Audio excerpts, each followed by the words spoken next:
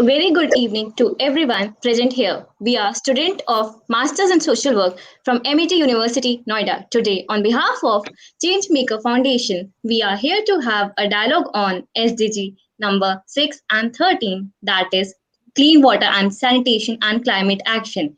We have with us our special guest with us, Mr. Atin Biswas sir and Mr. Rajeeva Singh sir, to share their expert views on the subject importance of waste segregation at source. So I would like to invite our respected Prashant sir to welcome our honorable guest. Sir, please. Yeah, thank you so much, Rishti, and welcome everyone. We have very good panel today. So thank you so much for joining us today, Atinji and Rajivaji, and those who are watching us on YouTube, Facebook, and Twitter. So three platforms where we are live. So it is a great and very important topic which we have picked up today in the SDGs dialogue. As we all know that United Nations has Sustainable Development Goals 2030, which we have to achieve. And this is a decade of delivery because we are in 2021 and we have to work together to achieve SDG goals by 2030. So there are 17 goals, and today this session is basically focusing on SDG 6, which is sanitation and water, and climate action of SDG 13. So these are basically this session is going to focus on very important aspect which is related to the environment, and we all know that how in the name of globalization and development we are playing with our own future actually. So this session is very important in that sense, that how we are going to manage our waste, and in that lot of education awareness is required from all the stakeholders. And I think this is a wonderful initiative of MIT students that they are taking up this topic today. And as a faculty of social work, I believe that this is our one of the role that we should work together on this important topic. And this is webinar is just a part of initiative and the campaign which we are taking out for the awareness of sustainable development goals in support of SDGs 2030. And we are having series of dialogues on various goals, on gender equality, on goal number 6, goal number 30, goal number 4, education, goal number 10, reducing inequalities. So I think this is one small step from all of us, and those who are watching us, and those who are supporting us, I'm very thankful to them that we can believe that we are when we are talking about superpower, India as a superpower, and a place where everyone should come. So I think we have to uh, work together on our natural resources, sustainable development issues, and which are affecting environment. And in that, a very good panel is today with us. Atin Viswasji from Center for Science and Environment, a well-known organization who works for the environment, started by Sunita Narayanji, and another is Rajeeva Singh ji, who is a very active and representing the Noida Apartments Associations Federation here. So is representing a lot of societies, apartment societies here, which are main stakeholders of segregation and the waste management, I think. So please be with us and give your suggestions, and write your comments in the chat box. If you have any question, you can ask freely. And I'm looking forward, and congratulations to the team, Srishti, Korobi, and Tanisha, for having this very important session today. So thank you so much. Korobi, over to you.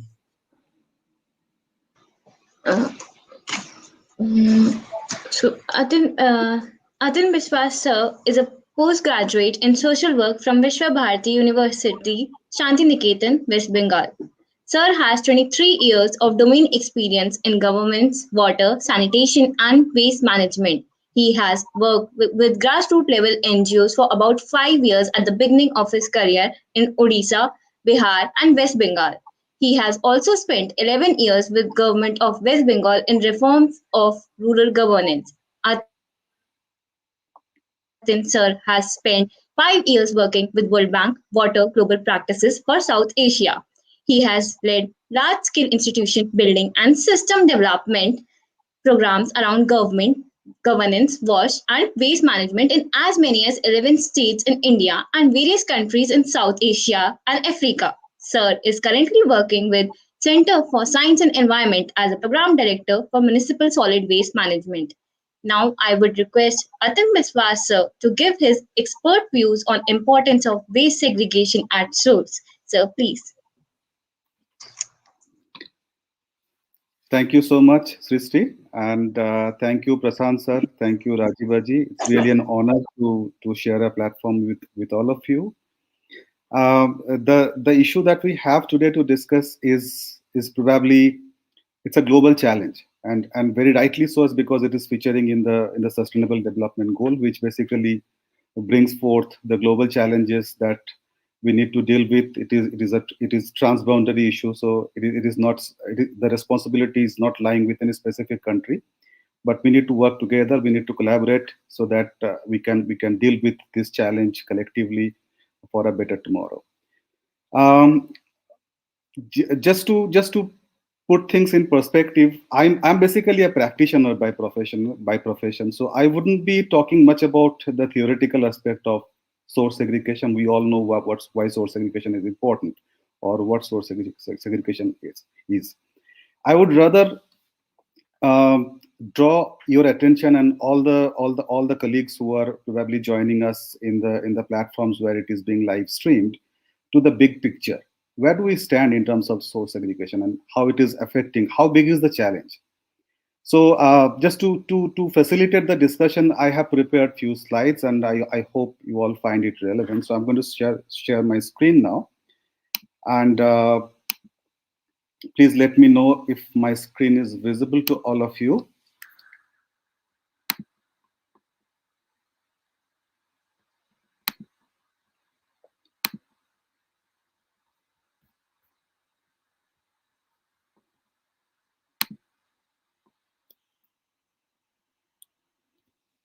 Is it visible to everyone? Yes, sir. Yes, sir. Yes, sir. Okay. So the image that I have put out in the opening slide is basically from one of our report, which we have released last year, just ahead of the Swachh Survekshan to 2021 toolkit release. And this book was basically released by Honorable Secretary of the Ministry of Housing and Urban Affairs, uh, Durga Shankar Misra ji. And this book is also featuring in the official press release that was put out by the ministry while they launched the Swachh Survekshan 2021 toolkit. So and this book basically sets a prelude to the problem of source segregation and what needs to be done, and where are we currently placed, how are we placed, and what is basically happening, and how Swachh Survekshan should address this issue. So to start with, so the opening slide basically talks about how much solid waste does India generate. As I mentioned earlier, I wouldn't be talking about anything theoretical, but this data is basically going to give us an overview that as a country, uh, where is source segregation standing in this entire waste management value chain, and how it is affecting the environment, entire larger issue of climate change and environment management. So practically, we don't have any inventory to kind of ascertain how much waste do we generate. All we have is some norm, right? So like you can see on the screen, so for the smaller cities, the norm is 0.3 kg per capita per day. So that means this much of waste we are generating. For the bigger cities, it varies from 0.5 to 0.6 kg per capita per day. So in order to arrive at the total quantity of waste that we are generating, simply this norm is multiplied with the current population of the city, and that's how we arrive at the total amount of waste that we are generating. Now, if you see the growth rate, the waste generation growth rate, we have data from the 90s. And let me tell you that whatever data I'm going to share with you are all government data. So these are not my data. So So if you compare the waste generation from 1991 to say 2014, and we have the latest data in 2018-19, I have even more recent data which I will discuss now. Now I will draw your attention to the data of 2014, which says that we were generating 62 million tons of municipal solid waste in our country. And then in 2018-19, the Central Pollution Control Board published an annual compiled report on generation of municipal solid waste, which says that the total generation of solid waste in India is 53 million tons. So, I mean, it's very difficult to understand how generation of solid waste can reduce over the years where the population is increasing, right? Now, let us have a look at what policy mandate do we have for source segregation. So we have this two specific legal instrument, which is basically the Municipal Solid Waste Management and Handling Rule 2000. And the same rule got revised over a period of time. And then finally, we had the Solid Waste Management Rule 2016, which was again amended in 2018. Definitely, this 2016 SWM rule, it marks a landmark as because it spoke about the need for segregation of waste at source much strongly than its previous version that we had in 2000. Now here I would like to mention one more issue. In 2000, in addition to making it a mandate for all the cities that it should do everything possible to ensure that every waste generator is managing their waste at source, it also provided a window to the cities that in absence of an alternative, the cities can dump their waste in a engineered landfill site or a dump site otherwise, right? So followed by that, we had Swachh Bharat mission launched in 2014, which basically brought this very important issue of solid waste management into the limelight. So Swachh Bharat mission has had two specific chapters, one to deal with the urban population and the other to deal with the rural population. And then we had Swachh Survekshan as a national scale sanitation survey to incentivize the sanitation and waste management performance by the cities. So basically, this policies basically mandates a three-way segregation of waste at source. One is the wet waste, जिसको कि हम गीला कचरा बोल सकते हैं, उनको organic waste या बायोडिग्रेडेबल वेस्ट के नाम से भी जाना जाता है. और इसको अगर आसान शब्दों में कहा जाए तो जो भी कुदरत ने बनाया है तो वो गल सकता है, सड़ सकता है, इसलिए वो बायोडिग्रेडेबल है. Then we have the dry waste like plastic, paper, metal, glass, etc. And we have domestic hazardous waste.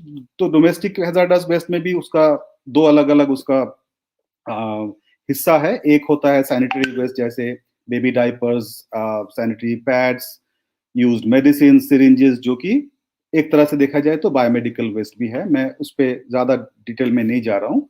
और डोमेस्टिक हैजार्डस वेस्ट का एक और भी हिस्सा है जो सारे कंटेनर्स हैं, जो क्लीनिंग एजेंट्स हैं, फ्लोर क्लीनिंग के हैं, टॉयलेट क्लीनिंग्स के हैं, वो सारे डोमेस्टिक हैजार्डस वेस्ट के हिसाब से जाना जाता है.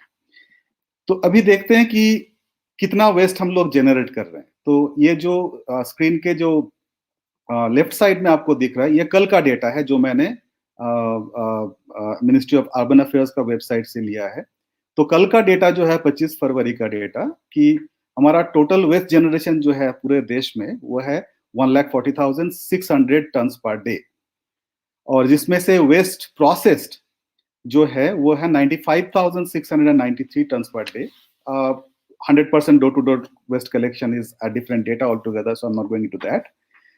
So which means that we are processing 68.06% of the waste as compared to what we are generating. Now, look at the data on the right side of this presentation, which is again a screenshot that we had taken from the same website back in 2018-19, where the figures are presented little differently. That I mean, the data that you can see here is basically the waste generation in million tons, right? So 18-19 data said that we were processing, or we were, I mean, you can clearly see that the green horizontal bar where it says that source segregated waste, which is 38.16 million tons per day, over a year.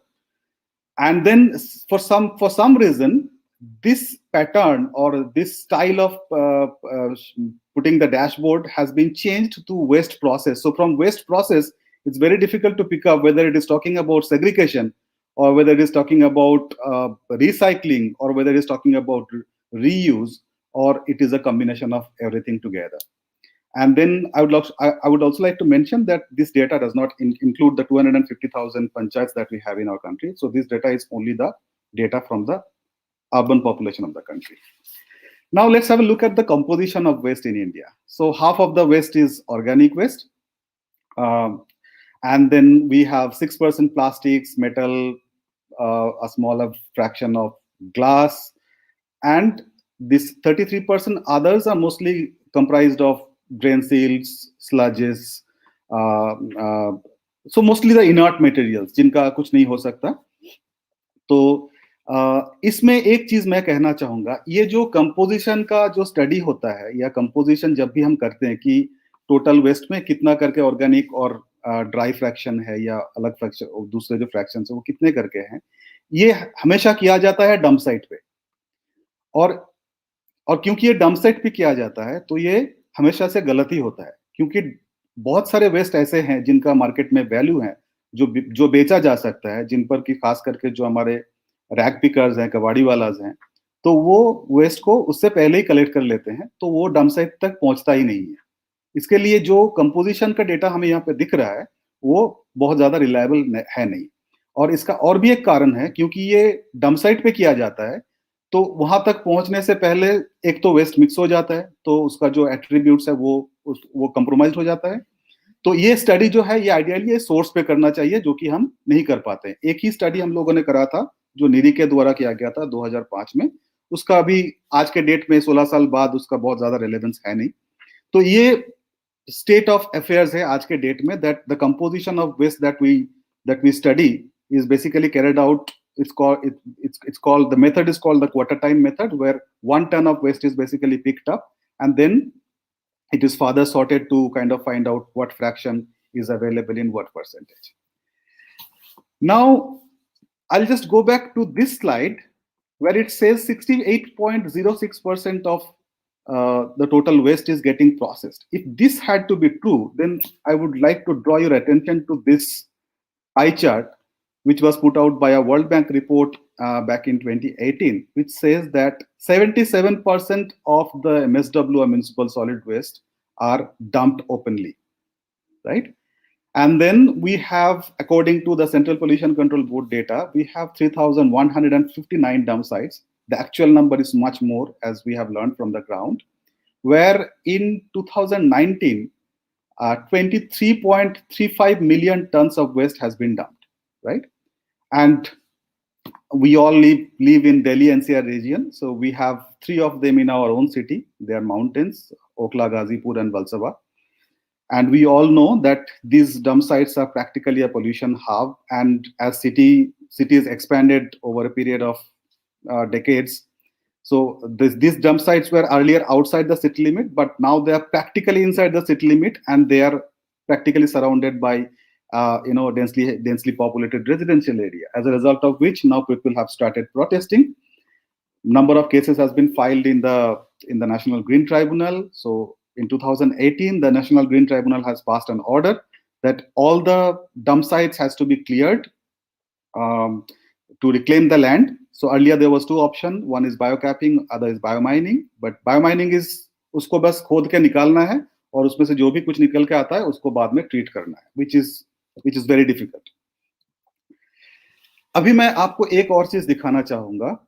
ये जो data आपको दिख रहा है, इसमें basically अगर आप right side वाला कॉलम में कंसंट्रेट करेंगे, तो it's a projection basically which was put out by the department of economic affairs under the ministry of finance in 2009. It is it's a trend. So the trend says that in 2047 we will be generating, say, close to 260 or 270 million tons of waste every year. And to dump that volume of waste, we would be requiring land equivalent to the size of Hyderabad, Chennai, and Mumbai put together, right? So just because of segregation is not happening, this is one of the fallout. There are many more which I will discuss later. And we all know how precious is land, particularly in the cities. So we don't have land, as a result of which the mountains of waste are not increasing its size horizontally, but it's certainly increasing its size vertically. And there has been number of fire accidents, collapse. A lot of people have died. Even in Delhi, number of such accidents have been reported, even in the other cities as well. Now, what are the key challenges for source segregation? Why? I mean, despite the ministry's claim or the claim by MOEFCC or claim by other government agencies, we all know that source segregation is almost minimal, or there are many cities which we know for a fact where absolutely no source segregation is happening. Now the question is why? Why it is not happening? So the first point that I would like to discuss here, that waste management is perceived to be a technology challenge. So we have got our very basic assumptions wrong over here, right?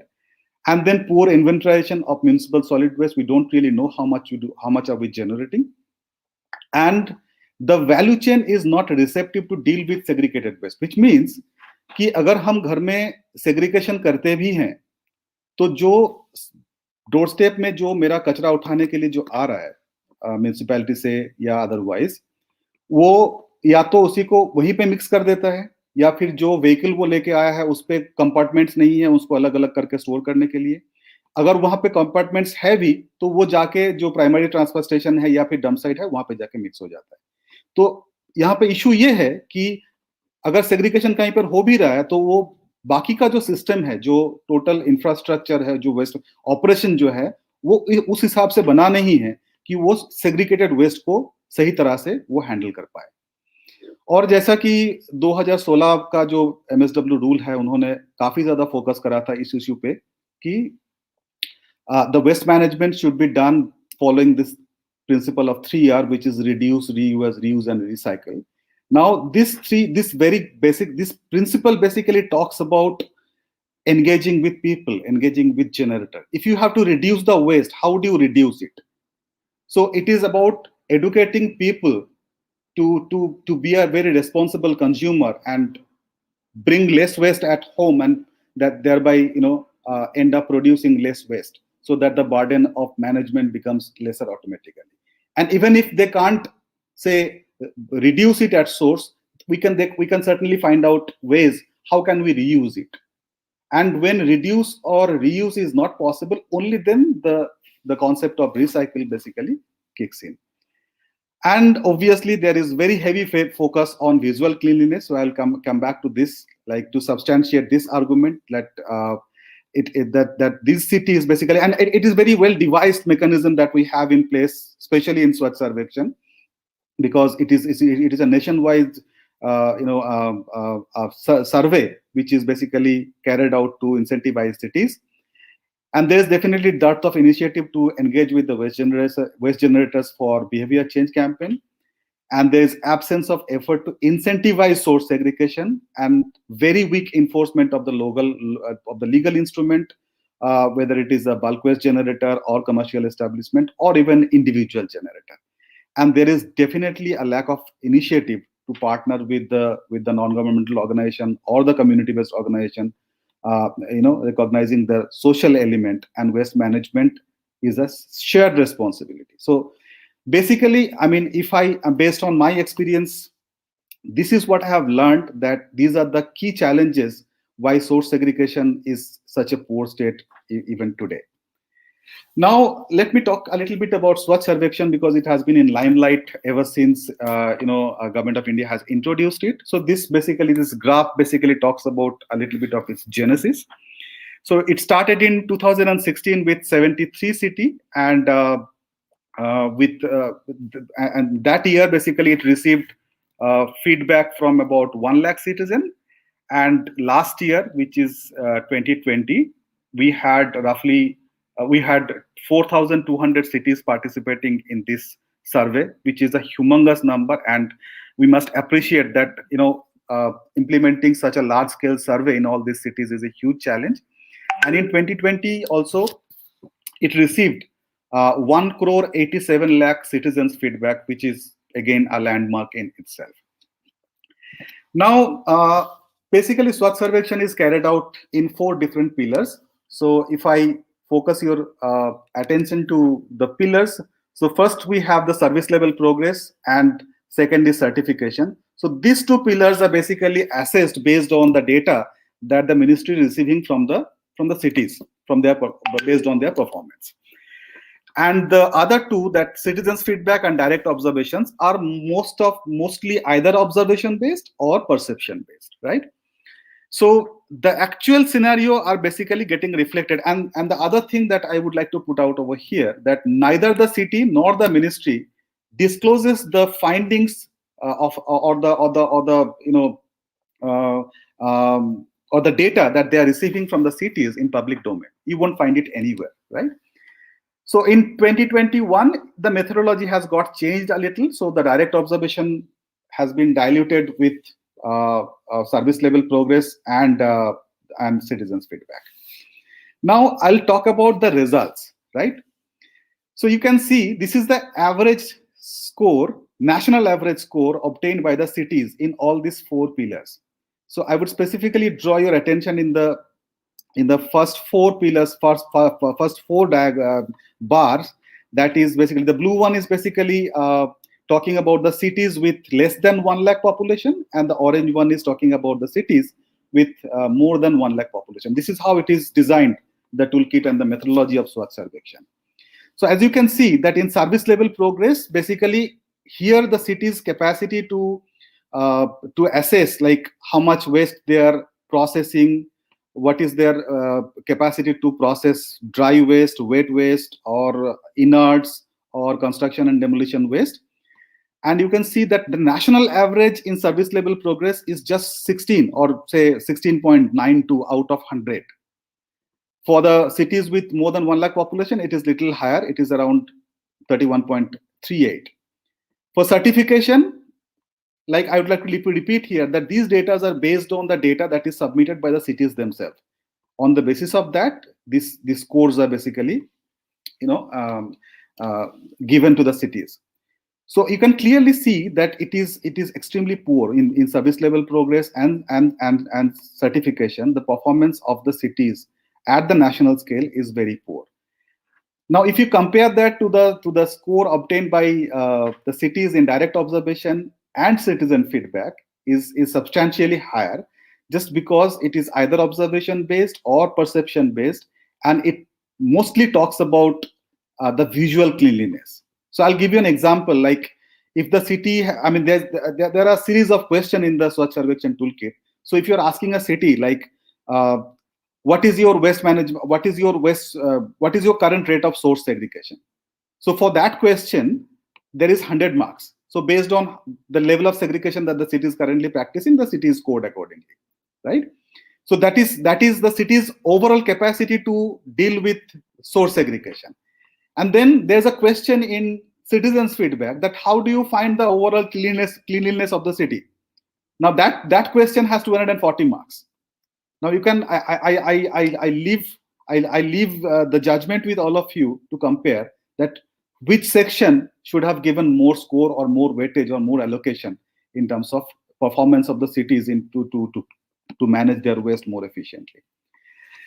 Now in 2021, the very good news is that they have introduced a new performance category which specifically talks about the cities to become a zero waste city and process their waste, increase their processing efficiency, increase their segregation efficiency.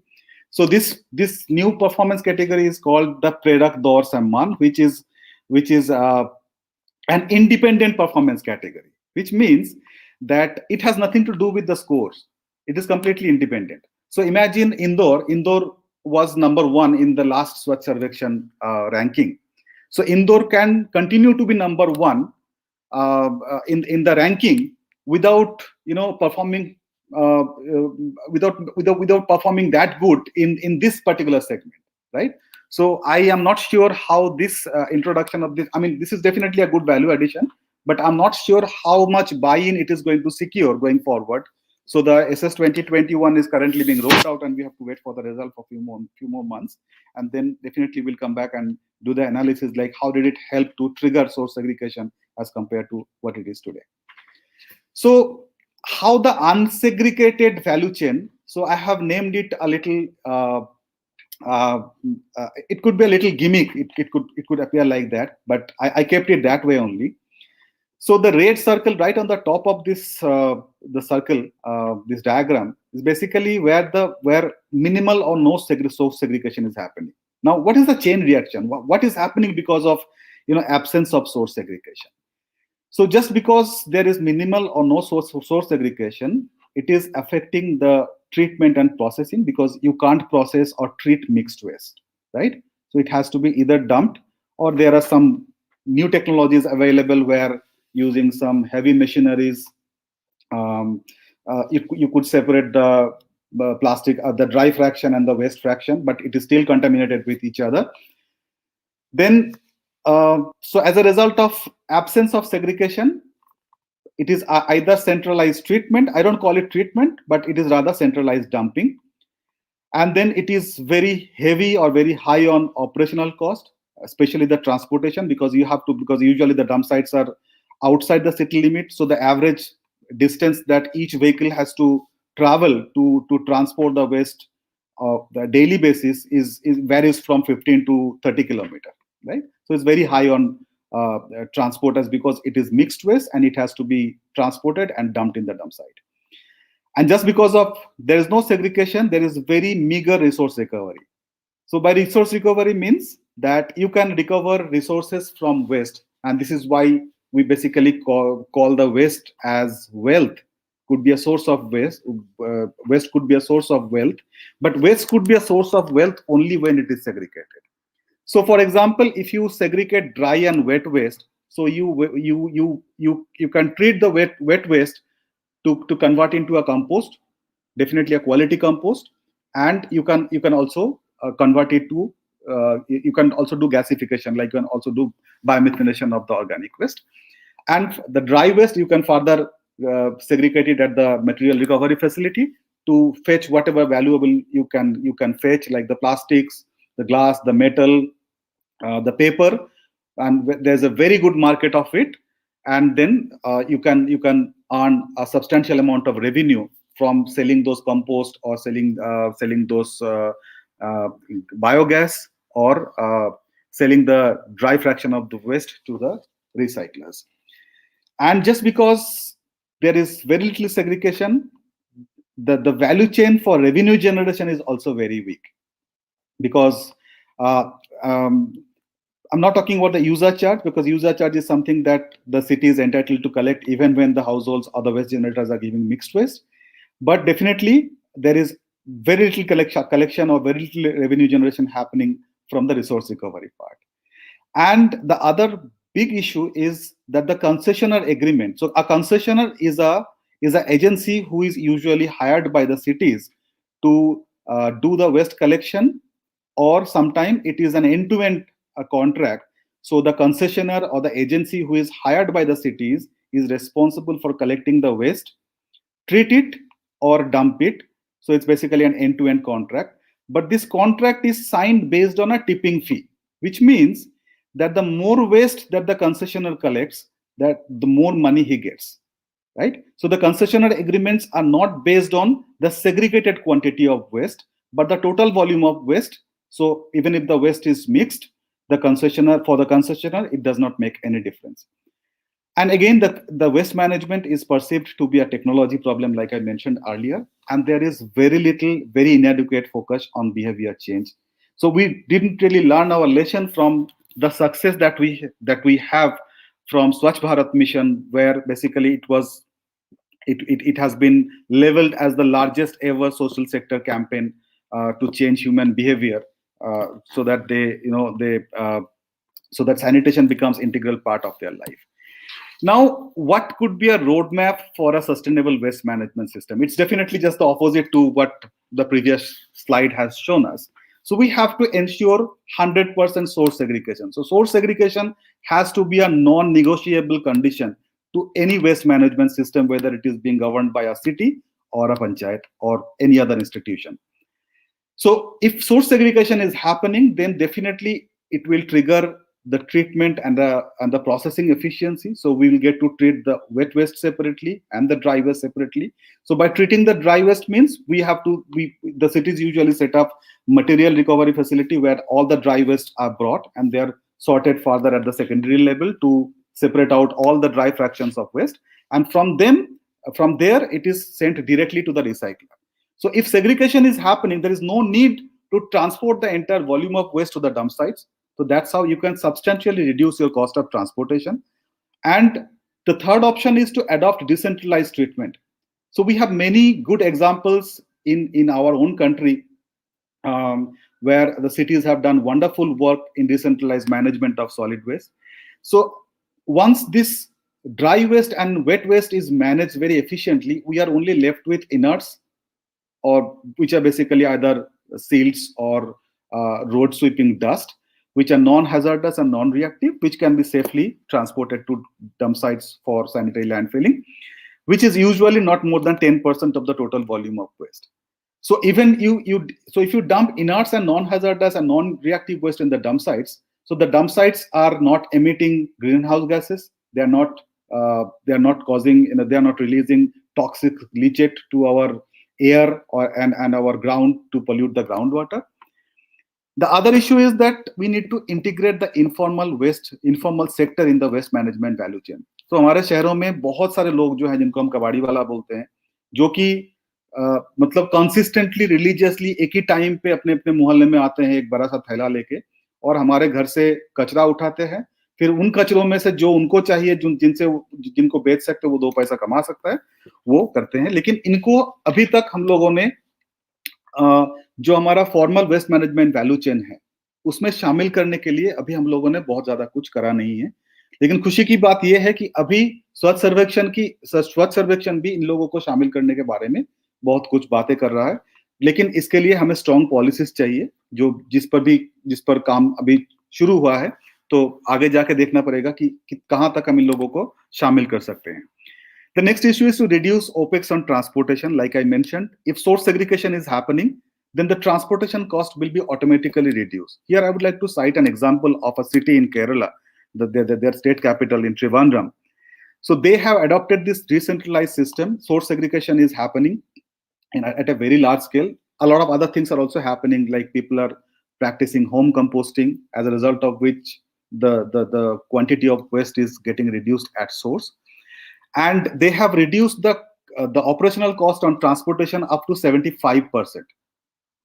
And just because of segregation, we can optimize resource recovery. So we can sell the compost, which would be a quality compost. And there is a mandate by the government that every fertilizer company will have to buy 10% of the compost which are being produced by the cities.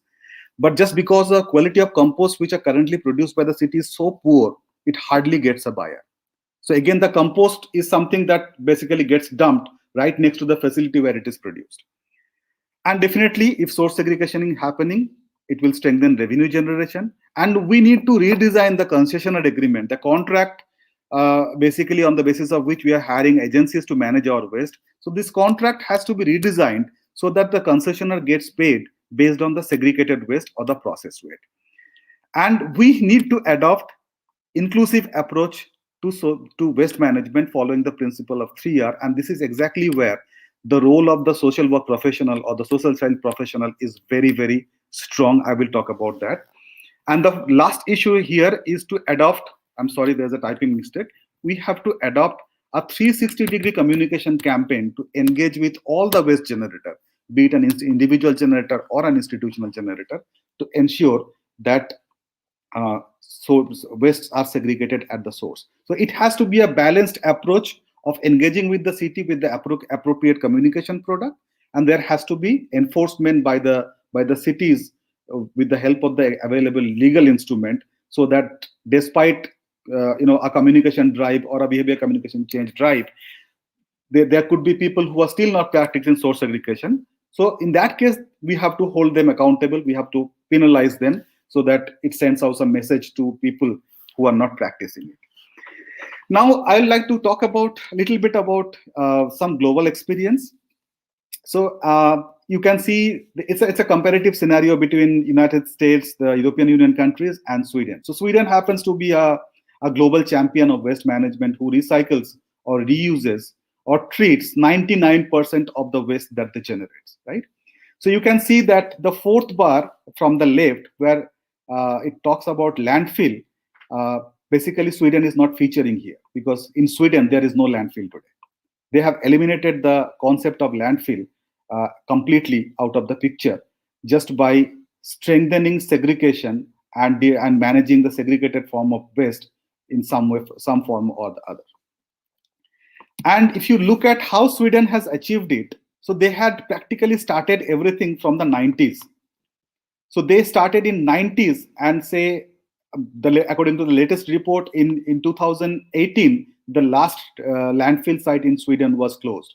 So it took them almost 3 decades to make their country completely free from landfill sites, right? So this basically gives us a wonderful lesson. I'm not comparing Sweden with India. It's definitely very different, both economically and culturally and otherwise. But but considering the scale of problems or the waste management value chain and how absence of segregation practice is affecting it, we definitely have to adopt a roadmap to say, even if we set a target, say by 2050, we have to make our country free from landfill sites, then we have to start acting now. We have to act in the policy documents, and we have to act in practices as well to adopt a more eco-friendly and more sustainable waste management system. So the next big issue is, we have understood the problem. Now, how to make it work? How can we make source segregation work? How can we ensure that we can get segregated waste by every generator, right? So currently it's like कचरा करना मेरा अधिकार है, उसको साफ करना सरकार का रिस्पॉन्सिबिलिटी, राइट? तो अगर हम लगभग 8 करोड़ नए टॉयलेट्स बना के पूरे देश को ओपन डेफिकेशन फ्री बना सकते हैं, और वो भी एक बहुत strong behaviour change communication campaign के आधार पे, तो ये हम क्यों सोर्स सेग्रीगेशन पे नहीं कर सकते? ठीक है, तो ये मेरा बेसिक आर्गुमेंट है। अब इसको करने के लिए क्या करना होगा? सबसे पहले हमें सेग्रीगेशन टारगेट समझना होगा कि हमारे पास कितने वार्ड्स हैं। कुछ वार्ड्स में स्लम पॉपुलेशन हो सकते हैं, कुछ में नहीं हो सकते हैं, कुछ वार्ड्स डेवलप्ड हो सकते हैं, डेवलपिंग हो सकते हैं। तो ये हमें इसलिए जानना पड़ेगा कि अगर हम सेग्रीगेशन का ड्राइव शुरू करते हैं तो हम कहाँ से शुरू करें, कैसे प्रायोरिटाइज करें, कितने हाउस होल्ड वहां पे हैं, कितने बल्क वेस्ट जनरेटर्स हैं, कितने कमर्शियल एस्टेब्लिशमेंट हैं, और कितना वहां पे वेस्ट पैदा हो रहा है। क्योंकि आप कोई भी प्लांट सेटअप करेंगे ट्रीटमेंट के लिए, तो उसके लिए जो स्टेट का जो पोल्यूशन कंट्रोल बोर्ड होता है, उसका ऑथराइजेशन चाहिए होता है हम लोगों को, ठीक है। लेकिन अगर आपका प्लांट का कैपेसिटी 5 टन से नीचे है, तो आपको ये ऑथराइजेशन की आवश्यकता नहीं है। मतलब आप जितना डिसेंट्रलाइज करेंगे, उतना आपका ट्रांसपोर्टेशन का खर्चा बचेगा, उतना आपका प्रोसेसिंग एफिशिएंसी बढ़ेगा, और उतना आपका रेवेन्यू जनरेशन भी बढ़ेगा। लेकिन उसके लिए जो प्री रिक्विजिट है, that we have to ensure 100% segregation of waste at source, and we definitely have to redesign the systems. By systems means all the vehicles who are going to the doorstep of every household or every institutional generator has to be equipped with storing segregated waste, and then when it is brought to us a transfer station, there again the transfer station will have to be designed in a way so that it can handle the waste in a segregated manner and send the appropriate fraction of waste in the appropriate facility for either recycling or resource recovery. And we have to develop a clear strategy to engage with the citizens, as I mentioned, that it is a shared responsibility. So if I perceive that waste management is a problem to be dealt with technology, it will fail, as it has failed everywhere. Whichever city has achieved some success, or say success to a very large extent, is just because of they have achieved a substantial amount of segregation of waste at source. So we have to, as a matter of strategy, we have to adopt a 360-degree communication campaign We have to involve the students, both the school going and college going. We have to involve uh, the citizens, both at the residential areas and the societies, big societies, in commercial establishment, in institutions. We have to partner with the CSRs, and we also can partner with the National Urban Livelihood Mission, because we can leverage fund from them. I'll give you an example. So in Kerala, in Tribandam, they have more than 100 decentralized waste management facility in the city, and they have established those facilities in a manner so that the nearest facility from any source of waste generation is not more than a couple of kilometers, right? So they have eliminated the need of heavy vehicles with higher capacity of, higher capacity of carrying waste. So and how did they do it? They didn't invest much to set up those facilities. They reached out to the industries. They have approached them that we would allow you to do your branding. We would name the facility of the waste of the waste processing after your industry. So all you have to do, you have to pay for setting up this decentralized facility. So it varies from, say, 5 lakh to 15 lakh to 20 lakh, depends on how much of waste it is going to deal with. And then there has to be, as a matter of strategy, there has to be separate collection of dry and wet waste.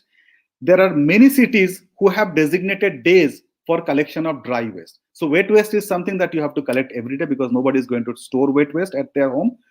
But dry waste is something that can be collected, say, twice a week, thrice a week, or once a week, depending on how the current arrangement is like. And there are many cities where it is currently being practiced. And Panjim in Goa definitely happens to be one of the cities where there are designated days when dry waste are collected. Waste are getting collected every day. They have reached out to CSR for distribution of bins. I'm personally not in favor of distribution of bins to households or institutional generators, because if the message is received very well, if I'm convinced why I need to segregate the waste, and how it is impacting the climate, how it is impacting my own city's pollution standard, then I need not wait for the city to give me, say, 3 buckets of different colors so that I can segregate my waste. I can easily buy it myself. But anyway, for distribution of the bins, we can definitely again reach out to the CSR, like many cities have done. So CSRs have done their branding, and then CSRs have paid for these bins to be distributed. And we also need to create a roadmap, like I shared the story of Sweden with all of you, to prioritize segregation catchment, so that let it take 3 years, let it take 4 years, let it take 5 years. In fact, segregation is not something that we can achieve overnight.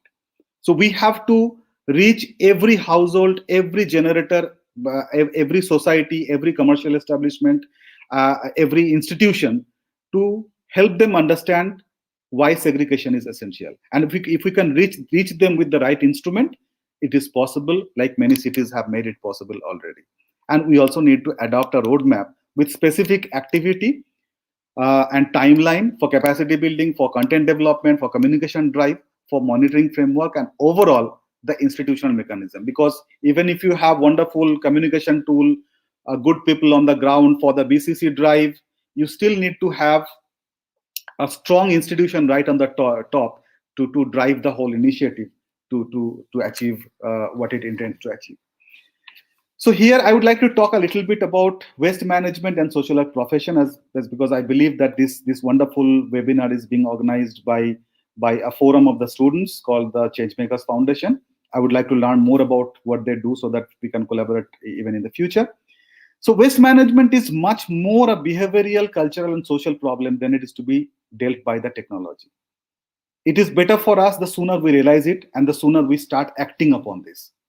So learning lessons from the Swachh Bharat mission, both urban and rural, addressing the challenge requires social work professional to drive a national scale BCC campaign, and dealing with the waste management problem requires a strong, committed, and well-capacitated institutions with dedicated unit of social work professionals to drive the capacity building, strategy building, planning, and communication initiatives. And the good news is that many PMUs, which are the program management units in many cities, There are many flagship programs like the Amrut, the Smart City projects, where there is a clear mandate even from the government that these units has to be staffed with professionals from the social work background to deal with these issues.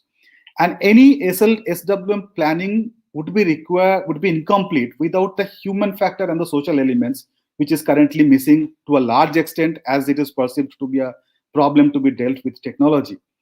So if it is to be taken to that level, then we definitely need social work professional right at the level of policy making, so that the existing policies can be revived and revised in accordance in a manner so that the social elements and the human factors are appearing far more strongly than it is appearing right now. So there are many good cities, there are many good examples. These are some of the champions. There are many more which basically I couldn't mention. I have mentioned these cities as because I have visited them in person. I have interacted with these cities, and we have documented how they have achieved source segregation.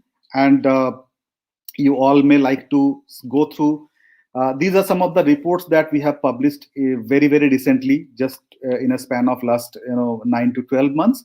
So I would specifically draw your attention to this report called Segregate, which got published last year, where you will find some wonderful good practices from the cities who have done good work, the cities that basically are appearing here. So you can learn more about them, how they have achieved source segregation, what strategy did they adopt, and how did they incentivize source segregation. So there has to be some incentivized mechanism. Like Kerala has given property tax rebate to the households who are giving segregated waste, and they have given additional tax rebate to the households who are practicing home composting to treat their wet waste right in their houses. So you can download these reports are all available for free download in CSE website. So you can download them, read them, and if there is any further query around source segregation or any part of solid waste management, I'm always there to help. I can always collaborate with you in whichever form. I mean, both at a personal level and as well as at institutional level, because I represent the Center for Science and Environment. So this is all I had to share in the given time. Hope I didn't exceed the time too much. And there are few videos that I had to share, but the videos are not the I mean, these sort of platforms are not the best ways to share videos, because this is an online platform. So streaming videos are very, very difficult because the participants might be having variable bandwidth, so they may not be able to see it. But I will definitely share my presentations with all of you so that you can share it in future with whosoever you want. So thank you for listening to me. If you have any question, I'm ready to answer. Thank you. So thank you so much, sir, for sharing your great experience and expert views on the subject, importance of waste segregation at source. So now I would request my team member Kurubi Singh to take over the session. Thank you. Good evening, everyone. So now I'll be talking about the next speaker, Mr. Rajeeva Singh. He is an electronics and telecom graduate along with a management degree. He has worked for 34 years in telecom sector in technology, sales, operations, and setting up new SME business across the country. He has worked majorly with Tata Communications Group and Bennett and Coleman Group. He quit corporate life to take over social work. He has been actively involved in resident welfare associations and federations at block levels for the past 12 years. He is the president of Noida Federation of Apartment Owners Associations, NOFA. He created NOFA for District Gautam Budh Nagar in 2017 with an agenda to improve the quality of life of people residing in apartments. Solid waste management and awareness programs on the same have been one of their main objectives apart from other civic and social issues. Now I would like to request Mr. Rajeeva Singh sir to give his expert views on importance of waste segregation at source. Sir, please. Over to you. Thank you. Thank you so much, Gauravi. It's so nice of you to give the introduction. And before I start, I would definitely like to thank Mr. Biswas, for the wonderful presentation. It was they say, a human being never stops learning, and it's been one of my most learning sessions today, because I'm not educated on the, this waste management thing. It's only by experience and what, we have been implementing it in Noida. But hats off to you, sir. I mean, it was such a wonderful presentation, and possibly, I would like to, if you can share the presentation, maybe we can take it forward further, with other society members and all. So I nice. will. So, so most of the things Atin has already covered. I mean, I'm not saying I will add more to it or anything like that. Maybe I'll summarize it in a way what is being done in Noida, what we are doing as a federation. That would be my, my bit of share with the students over here who are attending this. So it's the whatever I'm going to say is exactly the same, but maybe in different words. अलग भाषा में उसको मैं बोलूंगा और थोड़ा सा उसको और फ्रेंडली बनाने की कोशिश करूंगा. तो let me go back again. जो ये शुरुआत हुई है इसकी. Let us, if we go back, how this thing this entire thing started. स्वच्छ भारत का जो हम बात करते हैं, ये 2014 की बात है, 2014, when our prime minister from the Red Fort announced the Clean India project. And halaki a lot of prime ministers, they are politicians, they could have said something else, but this was really a great initiative. जब एक politician सोचने लगे कि शहर साफ होना चाहिए, ये देश साफ होना चाहिए, तो इसका मतलब उसका focus जो है totally different है. I mean, he means business in this. Then what has it done to us? Let us put it that way कि ये जो स्वच्छ भारत जो शुरू हुआ है, I often, थोड़ा सा data है मेरे पास. I'm not going to share too much of data, but like 2016 में foundation lay हुआ इसका. 2014 the prime minister had announced, but in 2016 these SWM के जितने भी हमारे फॉर्मेट है, वो जो लीगल डॉक्यूमेंट्स हैं, जो how to go about it, जो 2016 में फॉर्मलाइज हो गया था. तो उस समय क्या स्थिति थी? There were three things which were supposed to be taken care of. अगर हम उससे कंपेयर करें अभी, तो like waste collection कितना हो रहा था उस समय. What was being done at that time was almost around 30% of the waste was being collected, जो कि आज की डेट में around 90-98% कलेक्ट होने लग गया है from the homes or from the places.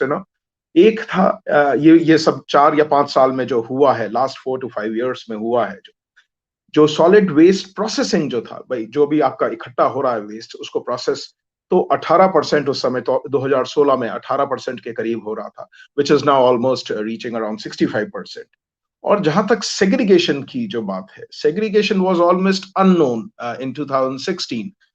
People didn't know what segregation was, and that has reached almost levels of 70%, 60 to 70%, even if not at the source, not घरों में नहीं अगर है, तो कम से कम जब घर से बाहर निकलता है तो वो कोशिश करी जाती है कि segregated जाए. So there's an immense progress in all these things in last 4 to 5 years which has happened. What I'll do is, I'll just break my discussion into 2 parts. एक तो government का role और administration का role. My focus is basically, I come from a background of Noida, जहाँ पर Noida में जो हो रहा है, जैसे Atin sir ने जो mostly बताया पूरे country wide का, and that's absolutely, Noida would be a subset of the same thing. जो उन्होंने बोली है, it's exactly the replica, because it's everybody is following that Bible जो बन गया है उसका SWM का, जो है, जो इन्होंने बताया है. He's in fact written a Bible for that, जो होना चाहिए वो पूरा cover हो चुका है इस पे. But still, so I come up from a perspective कि ये होगा कैसे, मतलब how to do it. NOFA की मैं थोड़ी सी background दे दूं, जिसका मैं अध्यक्ष हूँ. NOFA is a society, is a federation of around 100 high-rise societies जो कि पूरे गौतम बुद्ध नगर में हैं. तो each society is supposed to be a bulk waste generator. Bulk waste generator की जो परिभाषा है, जो definition है, वो है कि जो 100 kg से ज्यादा waste जो produce कर रहा है, जो gated society या closed society, और वो कैलकुलेशन भी बहुत सिंपल होता है. वी कैलकुलेटेड सिंपली कि हर एक एक फैमिली है, they are producing around 1 kg of waste every day. आज की डेट में अराउंड 1000 tons या 600 to 1000 tons Noida itself is producing every day. That kind of a waste is being generated. तो बात ये होती है कि इसको कैसे हैंडल करा जाए, how to reach out to people. तो जब तक लोगों का इसमें भागीदारी नहीं होगी, I think Vishwas ji also admitted somewhere in his presentation that people participation has to be of prime importance in achieving this. Laws and regulations बनाए जा सकते हैं, लेकिन जब तक लोगों की भागीदारी नहीं होगी इसमें, unless and until people don't participate in this, तो बड़ा मुश्किल हो जाता है. तो वही सोच के उसी से जो ये कानून भी बनाया गया, जो SWM 16 था, जो यही सोच के कि लोगों की भागीदारी हो उसमें. तो भागीदारी किस तरह से हो सकती है? वो उसी तरह से हो सकती है जैसे बल्क वेस्ट जनरेटर्स जो थे, उनको कहा गया कि उनको अपना जो वेट वेस्ट है, जो उसका प्रोसेसिंग खुद करना है. So that means in a way the government in the administration is deloading themselves and trying to make people participative in this. Of course, with having said that, it does not mean कि वो independently करेंगे. It has to be done in tandem with the administration, जो government की guidelines हैं, जो उनके साथ मिलके उसको करना है. Another thing, two things which the Vishwas साहब ने भी जो बोली थी, that was the 3 principles of 3 R's. And the second sentence, what we all say is segregation, segregation, segregation, nothing else. I mean, we can't go beyond that. First we have to set this thing right कि हमें इसका concept जो है वो बहुत जरूरी है. तो बात आगे बढ़ती है कि जन आंदोलन कैसे क्रिएट करा जा सकता है. देखिए, मेरा रोल जो है as a federation, it's not an NGO but it's a federation which is responsible for the high rise societies of Noida. तो उनको कैसे एजुकेट करना. In fact, let me share with you, 3 years back, जबकि नोएडा की ranking जो थी, I have that data, Noida was being ranked around 324. जो स्वच्छ भारत सर्वेक्षण में जो रिजल्ट्स आए थे वो 324 आए थे.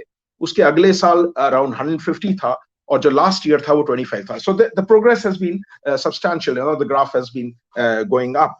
लेकिन जो मैं कहना चाह रहा था वो यही था कि जन आंदोलन जब तक नहीं होता, जब तक कि हर एक citizen feedback, for example, citizens have to be participative in that. तो ये था कि इसमें इन्वॉल्वमेंट जो है एनजीओस का, आरडब्ल्यूएस का, एओएस का बहुत जरूरी था, जिससे कि अवेयरनेस क्रिएट हो लोगों में. जब तक कि अवेयरनेस नहीं होगी तब तक वो जन आंदोलन नहीं हो सकता. Another point which was being stressed in the previous presentation was कि जब तक लोगों को मालूम नहीं होगा कि क्या जरूरत है इसकी, what is the need of segregation, why is it required, so these were the couple of things, which we as as a federation, we started this doing this around 3 years back. We have given around 200 presentations free of cost to the societies. और उसमें ये था कि सबसे बड़ा एक चीज और होती है when we talk about such kind of changes, sustainability की बात बहुत, it's very important, whatever we are doing, whatever the administration is doing, कि ये नहीं हो कि एक एडमिनिस्ट्रेटर आए, उन्होंने कहा कि सेग्रीगेशन होना चाहिए, but after 3 years down the line, that thing fizzles off. That kind of a thing should never happen, so we need a sustainable solution जो भी इसका बनाया जाएगा, and with proper checks and balances in the system, because उसके बिना ये एक sustainable solution नहीं बन पाएगा. तो sustainability में क्या हो सकता है, what we can do to make it a sustainable solution. It was important that we generate employment, for example, कि जो रैक पिकर्स को भी इन्वॉल्व करा जाए, या फिर जो कलेक्शन वाले हैं उनको एक वो एम्प्लॉयमेंट इवॉल्व हो रही है. Then use of technology, proper technology जब तक नहीं use होगी. I still remember there were composting machines which were distributed in the system, but which were actually not producing the right kind of manure. वो भी बहुत जरूरी है, because उसके थोड़े दिन बाद क्या हुआ, it was a wasteful practice, कि manure तो बन गया but it was of no use. So ये चीजें हैं, and it has to be an environment friendly solution also. ये नहीं है कि उसको हमने environment friendly ना हो. तो ये सारी चीजें थी सस्टेनेबिलिटी के लिए. बायोगैस प्लांटिंग, बायोगैस प्लांट्स लगाने, कंपोस्टिंग प्लांट्स, कलेक्टिंग एजेंसीज हमारी स्टेबल हो. तो again coming over to, because हमारा आज का जो टॉपिक था इट वाज सेग्रीगेशन के सेग्रीगेशन की what we normally make aware people के we want to make a landfill free township. अगर land we don't want any landfills to be there in any of the townships. क्या दिक्कत हुई है कि अभी तक जो हम कलेक्ट कर रहे थे, this is for the people who won't be knowing how are we handling our waste अभी तक जो था. Maybe let me tell you before 2014, घरों से इकट्ठा होता था कूड़ा और कहीं डंपिंग साइट पे कहीं आसपास फेंक दिया जाता था. म्युनिसिपल अथॉरिटीज या म्युनिसिपल एडमिनिस्ट्रेशन उसको उठा के जाके उसको साइट उस पे लैंडफिल में फेंक दिया जाता था. नाउ व्हाट इज हैपनिंग, वही कि जो गाजीपुर जैसी साइट्स बन गई हैं जहां पर उसको संभालना मुश्किल हो गया. उसके hectares of land is being wasted. बढ़ता ही जा रहा है वो vertically and horizontally both ways. Those landfills are increasing. उसके बाद फिर वाटर पोल्यूशन हो रहा है बहुत, जो हमारा अभी भी जो हम यूज कर रहे हैं. Majorly all towns we are using ground water ही हमारा यूज होता है. If that gets contaminated, that's again a big issue which is coming up as it is in this belt.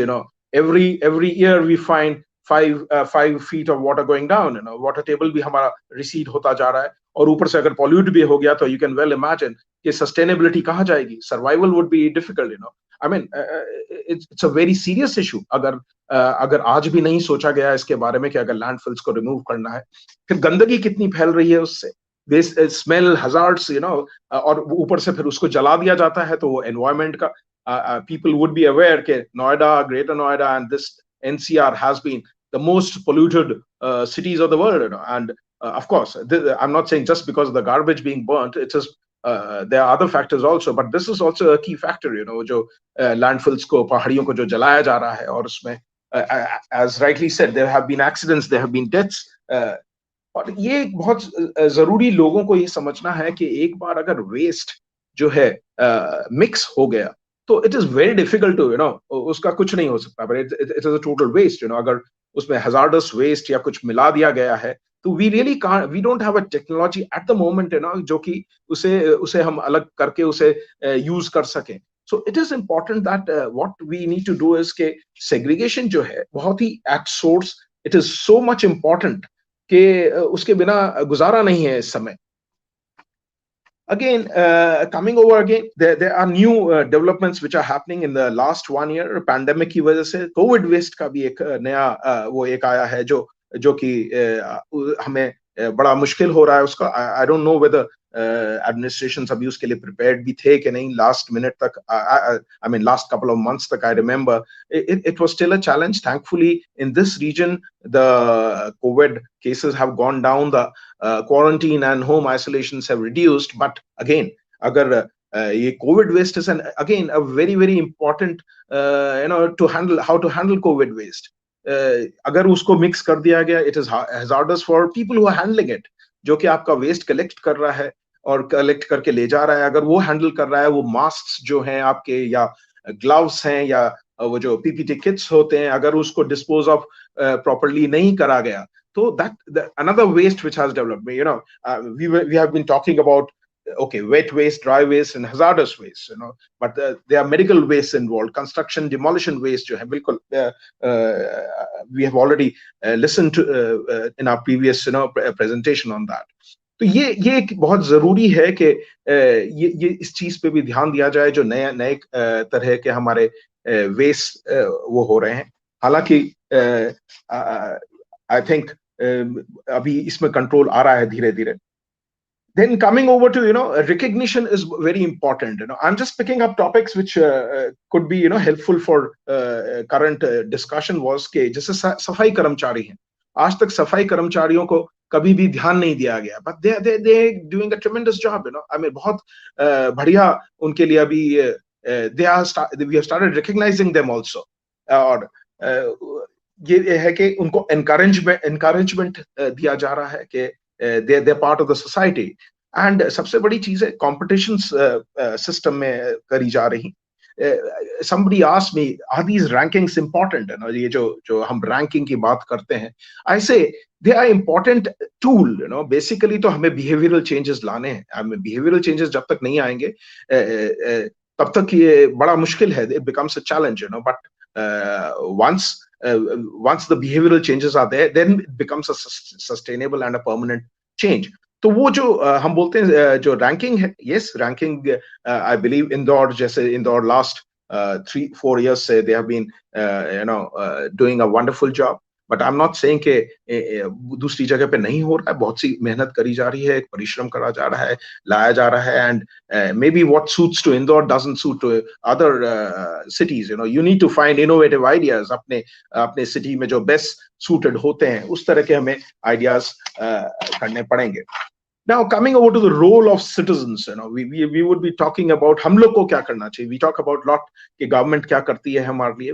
We keep talking कि देखिए जो administration और government का जो role है, it is to provide the proper infrastructure. Infrastructure in the sense कि अगर हम ये C&D waste, construction and demolition waste अलग निकाल देते हैं, उसको process करना वो उनका है. तो और अगर जैसे हम ड्राई वेस्ट जो है, ड्राई वेस्ट रिसाइकल हो रहा है कि नहीं properly, that is the role of administration. But our role is our role is to first start segregation. और सेग्रीगेशन के लिए कैसे होगा? We have to start awareness programmes, जैसे ये चेंज मेकर फाउंडेशन है. This is a very good initiative. I mean this it really makes us very optimistic that if the youth have started thinking about it, that means we have a great future. काफी अच्छा future है. But जब आज की जो नई generation अगर सोचने लगेगी, हमारा क्योंकि ऑब्जेक्टिव वही है कि what are we going to hand over to the next generation when we go, I mean it is जो आज की डेट में मैं हूं या मेरे साथ के लोग हैं, जो उनका मेरी जनरेशन के जो लोग हैं, उनकी रिस्पॉन्सिबिलिटी ये है कि भी एक स्वच्छ भारत जो है हम लोग अपनी नेक्स्ट जनरेशन को दें, और they should feel proud कि हाँ कि हमारी जनरेशन ने ये काम किया. And I think it's a proud moment for all of us that we are going through this transformation of a change. कि हम लोग जैसे हमारे फैमिली के और फ्रेंड्स जब विदेश में ट्रैवल करते हैं, बोलते हैं सिंगापुर इतना सुंदर जगह है, या Europe they are very clean, why can't India become like that? But who's going to make it? We people are going to make it, America की तरह. It's not only the responsibility of the एक बड़े president हैं, I think it was Kennedy in US, who had said के let's tell what we are doing for the country. That is very important. That's a very important thing. तो इसमें हम लोग ने जो करा है, कोशिश प्रयास जो करे हैं, for example high rise buildings में नुक्कड़ नाटक कराए गए. हमारे पास एनजीओज अटैच्ड है हमारे साथ, हम नुक्कड़ नाटक करते हैं वहां जाके. पेंटिंग कॉम्पिटिशंस, बच्चों को अवेयर कराया जाता है इसके, वेस्ट सेग्रीगेशन पे कॉम्पिटिशंस क्रिएट हो. तो और स्कूल्स एंड कॉलेजेस, स्कूल्स का तो कर ही रहे हैं आप. देन अर्बन जो रूरल जो हमारे देखिए नोएडा में भी for example, rather for every city is attached with rural as well as urban. उसमें villages भी होते हैं. Noida has almost 80 urban villages. Delhi, for example, I think they have around 160 or something rural villages. Rural जो है.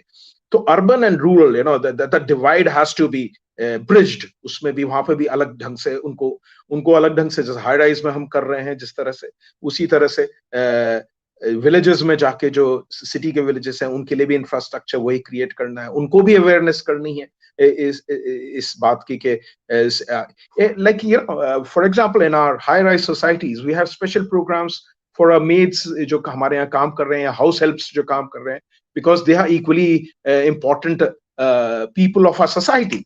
जब तक वहां पर भी नहीं होगा segregation जो waste है, once the housekeeping staff जो वो used to हो जाते हैं, they get used to segregation at home also. When they go, they start segregating it. So this is the effect, the cascading effect, जो जिसे बोलते हैं हम जन आंदोलन धीरे धीरे क्रिएट होता है. वो हमारे यहाँ देखते हैं कि ये हो रहा है, बच्चे देखते हैं उनके क्या हो रहा है, तो वो घर जाके वही चीज रिपीट करते हैं कि हाँ हमें सेग्रीगेशन करना चाहिए.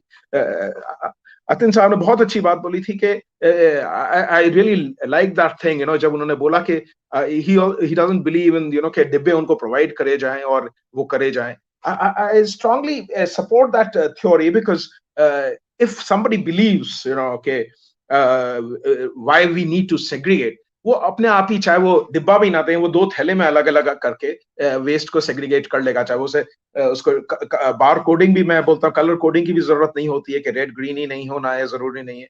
You can keep two, you can mark on that, you can mark on your dustbin के okay this is for the wet waste, this is for the dry waste, and this is for the hazardous waste, so these a couple of things which I wanted to share with you all. Or I really feel happy कि आप लोगों के साथ interaction करने का मौका मिला है. I won't take too much of time now. In case there are any questions which you would like to ask me now or later, I would be more than happy to help you out. All of you. Thank you so much. In case you have questions, please let me know. Yes, sir. So I have a question. So how we can transform unorganized rag pickers to organized and structured segregators? Atin, would you like to answer this or? Yes. Yeah, you can also join while I'm answering it. Sure. Srishti, this is a problem. Basically, it's not a problem specific to any city. Every city has certain area which you can call a catchment area, where this network of this informal waste collectors, and they are far more organized. And I'm putting it on record. I assume full responsibility for what I'm saying. They are far more organized and far more consistent than any formal institutionalized mechanism for waste collection. So what do they do? And they are also a source of a major problem. I'll tell you why. They collect they're not interested in wet waste. They're interested in dry waste. And in dry waste, whichever they can sell out and earn something, right? So what is happening currently, even in the catchment area which is being served by the informal sector, again are being served by the formal, value chain of the cities, either of the cities themselves or by the concessionaire. So at the end of the day, I have a database of good 3,000 to 4,000 informal waste pickers, because I'm currently, I have undertaken a full-scale research, because we have discussed with the Niti Aayog that we need to give them an economic model for integration. It's a simple arithmetic. अगर आपके शहर में 1 lakh house hold है, तो आपका waste management पे कितना खर्चा हो रहा है, तो उसका आप एक हाउस होल्ड वाइज एवरेज निकाल सकते हो कि एक घर के पीछे मेरे इतना पैसा जा रहा है. ठीक है. अब जितना एक कबाड़ी वाला या फिर एक informal waste collectors कमाता है, that varies from some 200 rupees to 400 rupees, or sometimes it is a little higher. तो उनको 8 घंटे का या 10 घंटे का मेहनत के बाद उनको इतना पैसा मिलता है, and they sell their waste to the aggregators. Aggregators मतलब जो scrap dealers हैं. वो aggregators का बहुत सारे levels होते हैं. एक cluster level पे हैं, फिर city level पे हैं, फिर बहुत सारे शहरों का एक बड़ा aggregator है. तो इनका एक अपना नेटवर्क है. ये पूरा इनफॉर्मल है. ठीक है. तो कलेक्शन तक तो ठीक है, लेकिन the dangerous part is they are also involved in informal recycling, exposes them to very high risk, right? So we need to identify their potential. We need to involve them. We need to recognize them. If we try to formalize them, so their entire value chain will be destroyed. We need to identify them. We need to recognize them, and we need not duplicate the areas with people from the cities or concessionaire. Let them operate over there. Let them. We need to train them. We need to build their capacity. कि segregation कैसे करना है. जो ये लोग problem create करते हैं कि जो गीला कचरा ये लोग कलेक्ट करते हैं, इनको वो ढलाव में या फिर जिसको हम गार्बेज वल्नरेबल पॉइंट्स बोलते हैं, वो कहीं पर भी उनको फेंक देते हैं, क्योंकि वो वेट वेस्ट उनको कोई मतलब नहीं होता. और क्योंकि ये फॉर्मल वैल्यू चेन का हिस्सा नहीं होते हैं, तो इनके साथ कोई गाड़ी या ऐसा कुछ नहीं होता है. ये कंधे में एक थैला लेके या फिर एक छोटा सा व्हील बैरो लेके ये लोग जाते हैं. ठीक है. तो we all need to have an economic model of integration, which I trust many organizations are working on this issue. So are we, and I hope within a matter of 3-4 months time, as soon as we have comprehensive research done on this issue, because when we are engaging with the government as big as an institution like the Niti Aayog, we have to be absolutely sure that it is working, and we have also planned to do a pilot in certain cities, certain pockets, to ensure that it is working. Thank you, sir. It was really wonderful to hear such an informative solution. Yeah. So now there is a question from one of the participants. So you can see, and anybody can answer how to handle solid and liquid waste management, multi-storied apartment, and how to push RWS to practice it. I think Rajiva ji, you can answer जी this. जी जी जी Yeah. देखिए liquid waste जो है again एक तो large societies have their own STP plants, otherwise जो sewage, I think that's what the liquid waste is being referred to, liquid waste, वो जो है। और दूसरा है कि रेन वाटर हार्वेस्टिंग से भी थोड़ा सा इसका हम लोग हाई राइज सोसाइटीज में करते हैं, जो दूसरा पानी होता है। आई am not saying about the toxic water, but I am talking about the जैसे रेन का भी हुआ या कुछ और भी, जो may be for example RO का काफी वेस्टेज वाटर आता है, वो भी हम उसमें ऐड कर देते। तो लिक्विड वेस्ट जो है हमारा, we can use it, recycle it in a way, जो होता है। Solid waste, yes of course, the one which we have already doing in high rises, के जो हमारे जो हाउसकीपिंग स्टाफ होता है, हम उसको जनरली ये एडवाइस करते हैं, they would be carrying 2 dustbins, large dustbins, maybe red or green or whatever, red, black or green, whatever the color coding is to be used, but they're 2 separate bins. And the third one, of course, has started recently for the hazardous waste. तो उसमें जो है at source he we apartments को बोला जाता है। Let me give you an example how we do it. For example, there are 100 apartments in a high rise society. तो उसमें best practice कैसे होती है कि we announce it, and okay, after a month, we are, like for example, 15th of March onwards, only a segregated waste is going to be picked up by the housekeeping staff. Now इसमें ये होता है कि first week में we get around 15 to 20% people start, slowly started getting used to, like के time लगता है उसमें, it's not done overnight, but I typically say कि after 3 months, in a society, in a medium sized society, 3 to 4 months में काफी लोग, at least 60 to 70%, people start segregating waste. तो उसमें ये होता है कि maybe we have an intercompetition between two towers of a high-rise society के कहाँ पर सबसे ज्यादा segregation waste हो गया है. You need to encourage people and you need to have a competitive thing, and जैसे मैंने पहले भी बोला था, checks and balances are very important. For example, you can use the technology. For example, WhatsApp groups जो होते हैं, WhatsApp group हम लोग कई बार उसे junk भी आता है ज्यादातर उसमें 80%, but we can use it properly, use it for maybe survey, के पूरी सोसाइटी में किसने आज segregated waste दिया. So you need the RWAs and the AOAs, जो RWAs होती हैं, रेजिडेंट वेलफेयर एसोसिएशंस, उनका एक बहुत मेजर रोल होता है इसमें, because their leadership, they can drive it, they need to drive it rather. जो भी देखिए, what I always say is कि these RWAs and NGOs or federation, they are an extended arm of the administration.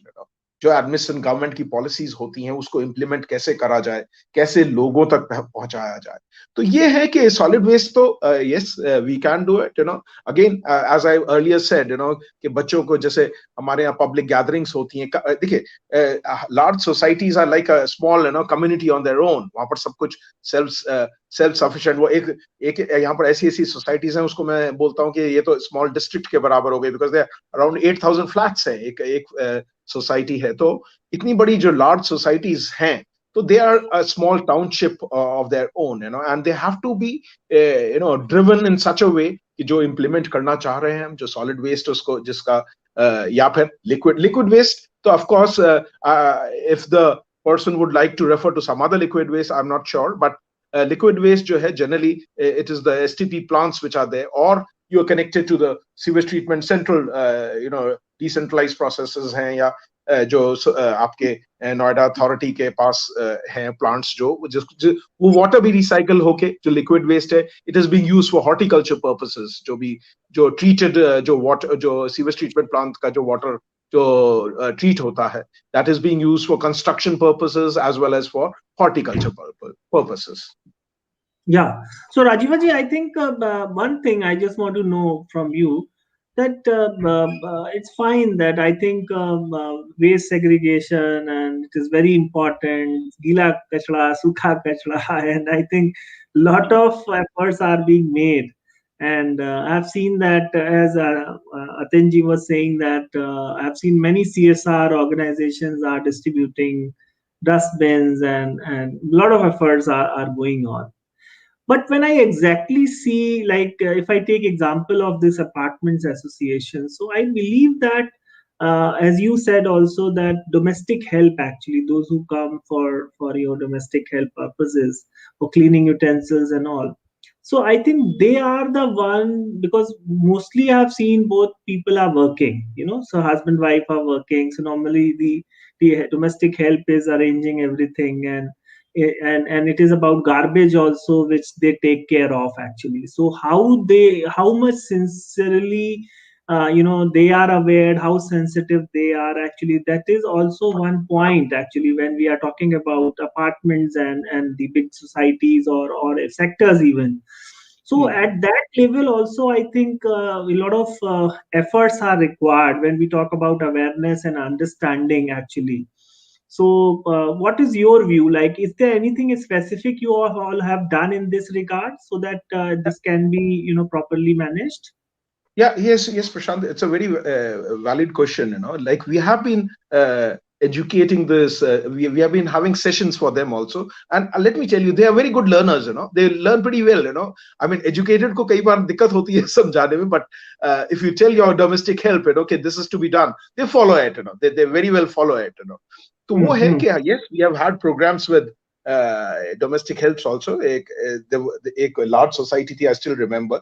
We had they had around 600 maids coming every day, to their society. So we had a session with around 120 maids, So it is productive, but yes, it is a continuous, effort which needs to be made. Yeah. Yes, I think this is one area where our students can chip in and they can contribute. I think this is one area, because this Absolutely. is They can, they can make a program in which, maybe during their vacations, they can go to the societies and educate them, maybe take sessions उनके साथ अगर इकट्ठा करके, and RWS AOS को बता सकते हैं हम कि बच्चे आएंगे तो वो करेंगे, करना चाहेंगे, अतुल जी, आप कुछ ऐड करना चाहेंगे इस पे? मैं राजीवा जी से बिल्कुल सहमत हूँ, उन्होंने जो भी बताया. I'd like to add a couple of more points to this.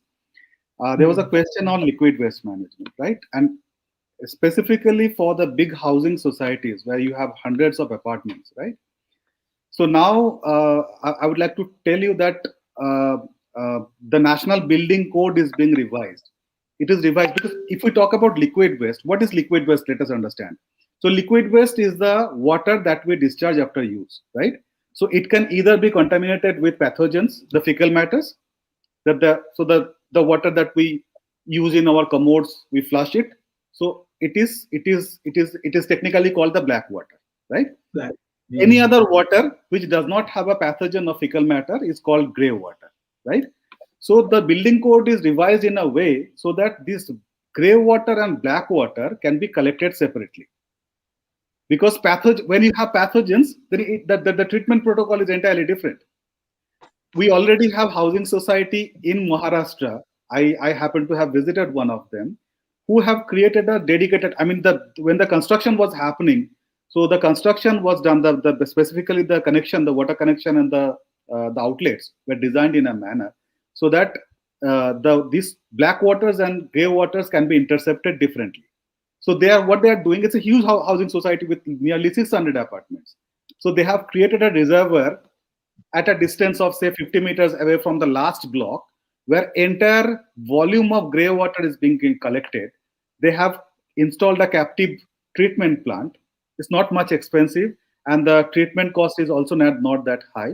And they are recycling it, and they are pumping it back to a separate tank, which is meant to supply water only in the toilets, something that you use in your cistern to flush your commode.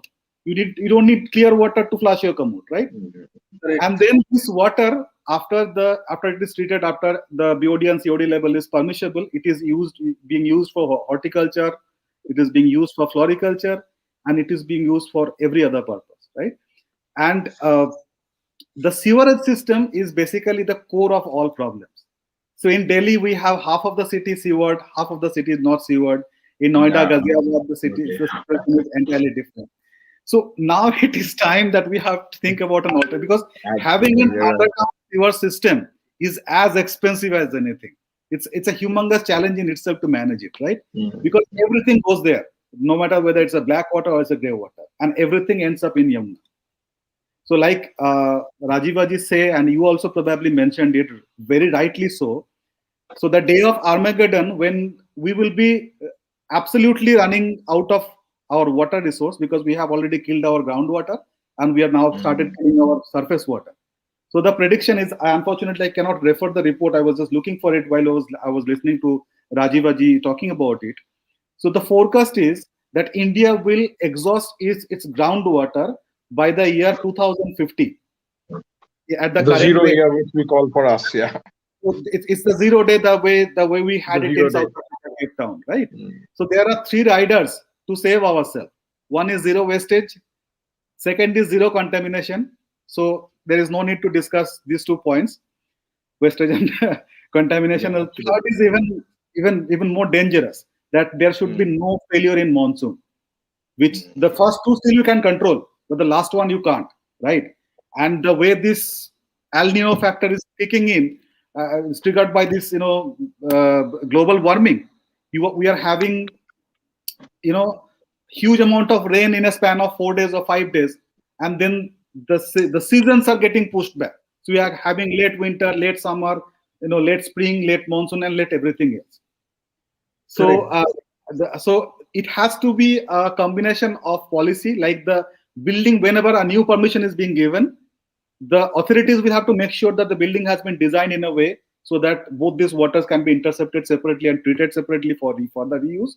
At the same time, the consumer, us, we have to, like, I'll give you an example how it is different from the water consumption pattern as compared to rural and urban area. In urban area, our average consumption per day is close to 100 liters. And I'll tell you why. Every time we enter the toilet, for whatever reason, we flush the toilet. And how much the cistern holds? 10 liter. So every time you flush, 10 liter water goes into the commode or the urinal, right? So you use the toilet 7 times, you consume 70 liters. So for baking, you consume another 10-15 liters. And the rest can be consumed for cooking and drinking. And so if you compare that consumption pattern in the rural area, it is even less than half of what we consume in the cities. It's very different. Correct. This is all I said.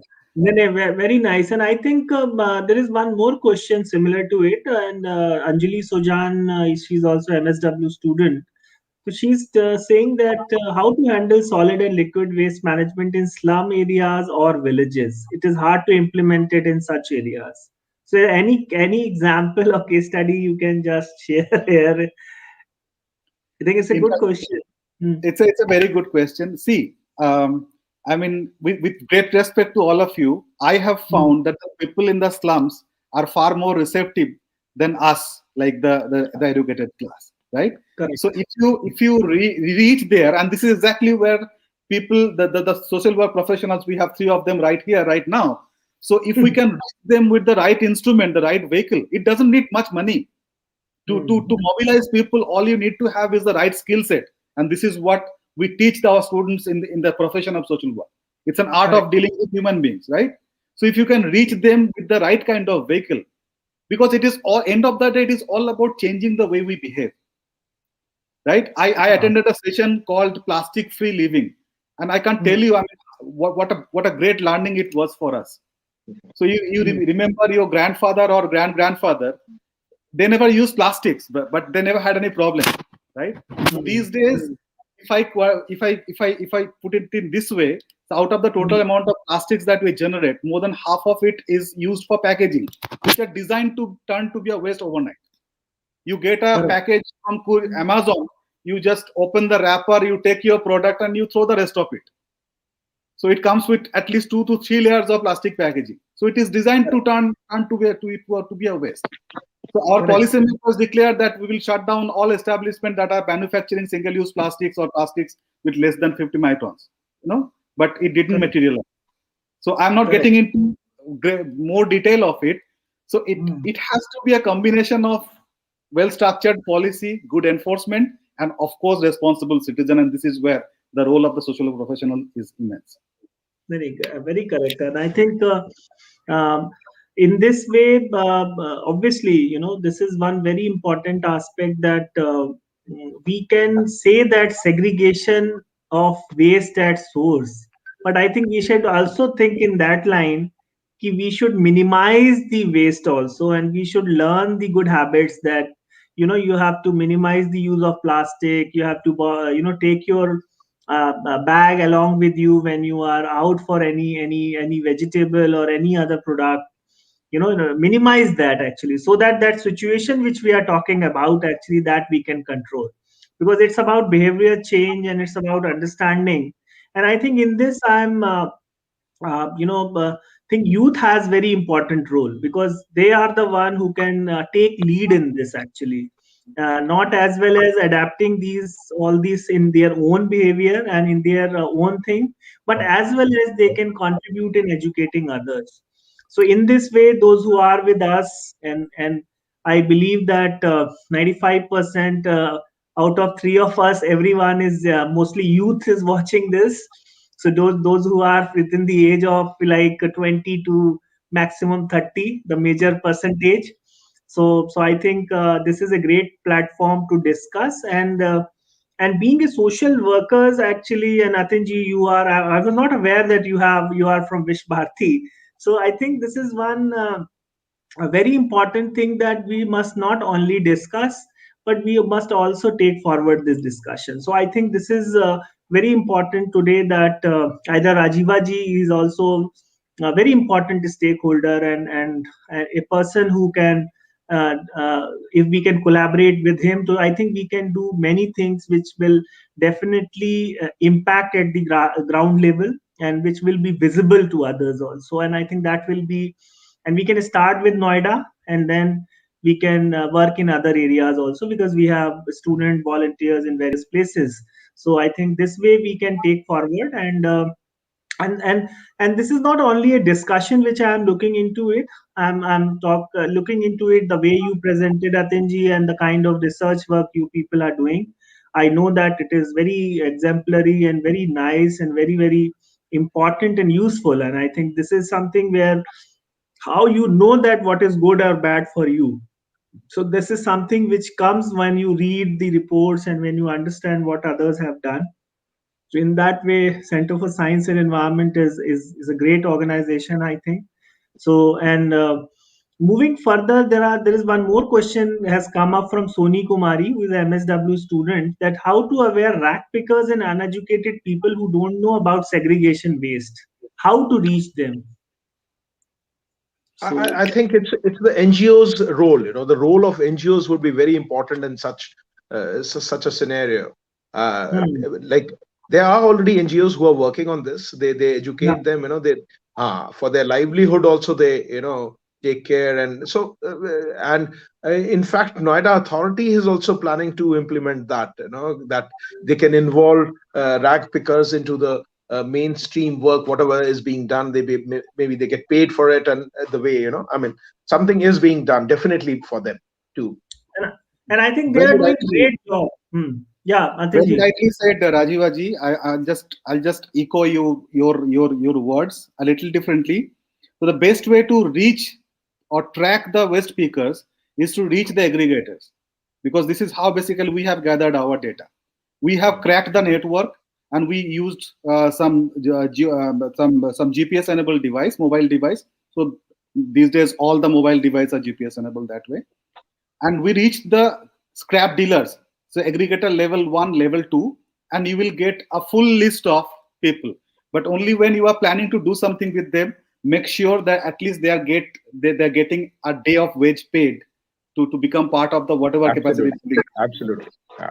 Okay, I just want to know, Atinji, and both of you, like we are talking about the segregation. So, are we have anything like in that way where we can say that the recycling part is also satisfactory, which should be properly where we can manage the waste actually. So, in this way, Atinji, you want to add something? What about recycling things actually, where we are? Is it electronic waste, or it can be any other plastic products, or whatever we are using actually. So in that way, what do you think, that segregation is fine, but after that what is next actually? Sir, you actually you have hit the bullseye. I would say. Yeah. This term recycling is used very, very conveniently. It is used by the industrialists. It is also used by the politicians and policymakers. I'm not trying to criticize them because everyone is playing their role, right? Correct. Let us Correct. understand what is recycling. Hmm. When you have a virgin pallet of a plastic, you can create a virgin product which can be used for anything. I'm talking about plastic as because this is where the majority of the problem is lying. Because regarding metal or glass or paper, there is absolutely no issue. Almost all of them are picked up, they are sold, and they are recycled without any challenge. But the plastic is the problem, and it is a global challenge these days. Where you might be following the marine litter pollution issues as well. So the data is basically scary. You won't be able to sleep at night if I share the data with you. But anyway, I just don't want to deviate from the main topic. Basically, you'd be surprised to hear that the largest chunk of recycling is basically done by the informal sector, as it is as compared to what is done by the formal recycling industry, right? And currently the ease of business is standing in such a juncture where the investors no longer find it profitable to invest in a recycling facility, right? Because you have given them a burden to pay 18% GST. See, if you ask them to clean up your garbage and then you charge 18% of GST for a facility who is recycling it, two things cannot go side by side, right? Because if I am investing to create a recycling facility, let us understand it's not recycling, it is downcycling. You cannot create a same quality product whenever you are recycling plastics which are otherwise recyclable. So I'm not getting into the science. There are 7 types of plastics. Broadly, there are 2 categories. One is thermoplast, other is the thermoset, right? Thermoplast can be recyclable, thermoset cannot be recyclable. Okay. So the issue is, how do we reduce production of thermoset plastics or plastics which cannot be recycled otherwise? We have to shut them down. There is no other alternative. It cannot be like you continue to produce them, because current system of management is collect it and burn it. So there's a very catchy word of waste to energy plants. You all might have heard about it. So those plans are being set up. So I'm not getting into the details because that will take a lot. That's a separate discussion altogether. So, so the solution is coming at a cost of huge environment pollution, because when you are burning it, we have a very poor mechanism of controlling the emission standard. At the end of it, you are not able to maintain the temperature. So the combustion is incomplete, and it is releasing toxic fumes like furans and dioxins and all the rest of it, right? So the value chain is basically has a dead end. So the solution has to be to set up a deadline or create a roadmap that say by 2025 or 2028, we will shut down all our facilities that are producing thermosets or single-use plastics or plastics which cannot be recycled. Correct. I'll also tell you, each one of us are consuming 5 grams of plastics every year in the form of microplastic, which is again another challenge which is emerging, right? So, and it's terrifying. Even water sample collected from Pacific Ocean and Atlantic Ocean, right from the middle of the ocean, they tested the sample and they found presence of microplastic in it. Can you imagine? Oh, my goodness. And I think when we discuss all this and when we see videos, and also I think it's very horrible actually situation, and It's scary at times. very Yes. scary, and it's an immediate action is required, I think, and we are not I read aware a news today. There was a newspaper report today. Pollution की अभी हालत है, हाँ, जो कि further aggravated होता है ये सारे डंप साइट्स में.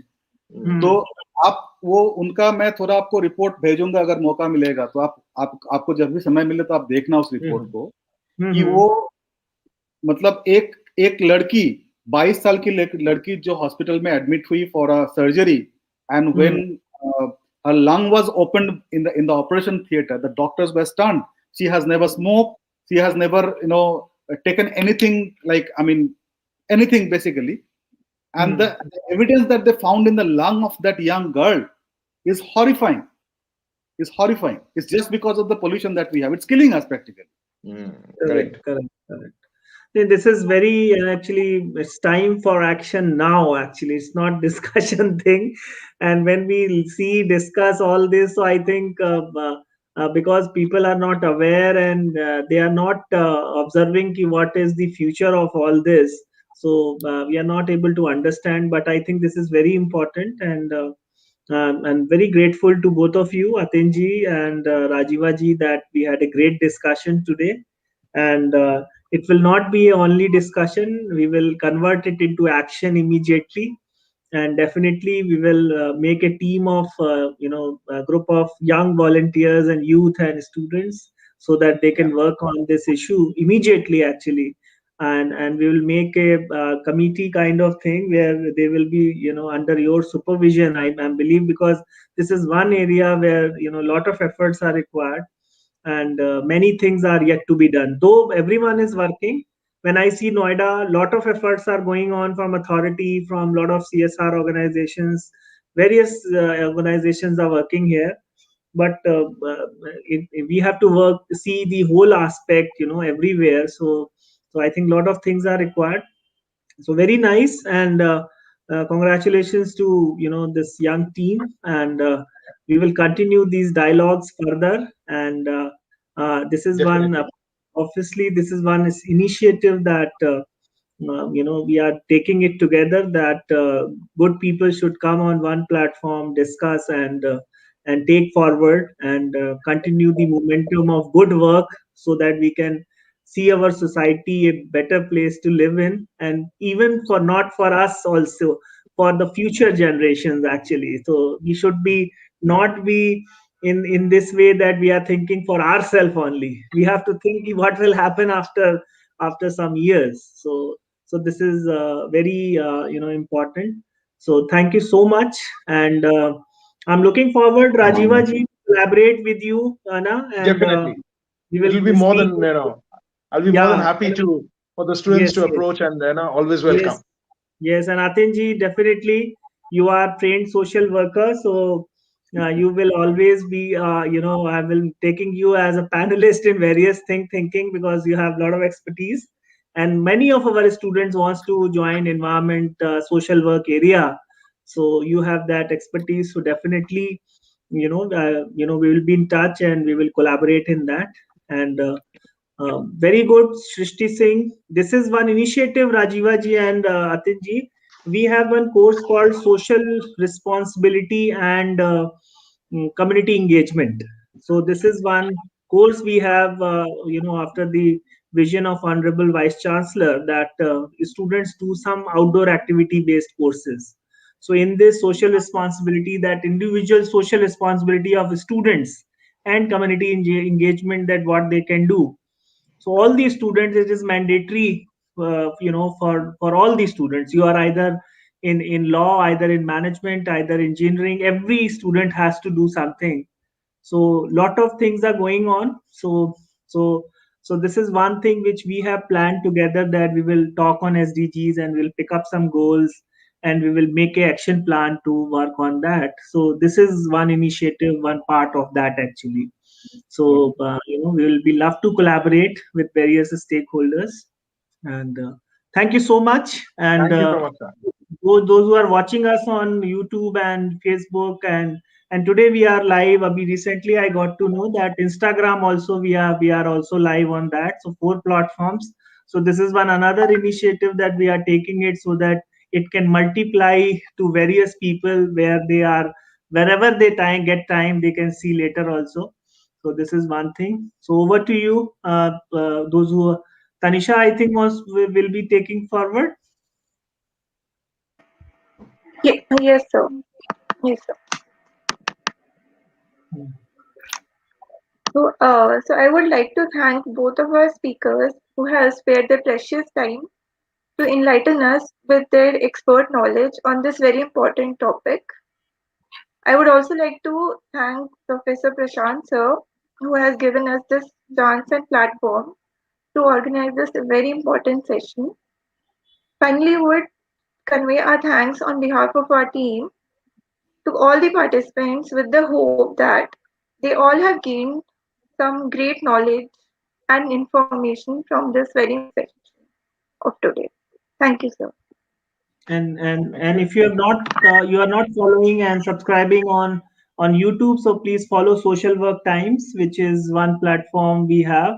We are conducting a lot of programs, and our students are doing a lot of activities. So for more updates, please subscribe Social Work Times on YouTube channel, and you can follow us on Facebook, Twitter, and Instagram. We have presence everywhere. And Changemakers Foundation is also in Facebook and Twitter and Instagram. So thank you so much. And till the next time, next episode, we will meet in the next series. Thank you so much. Thank you.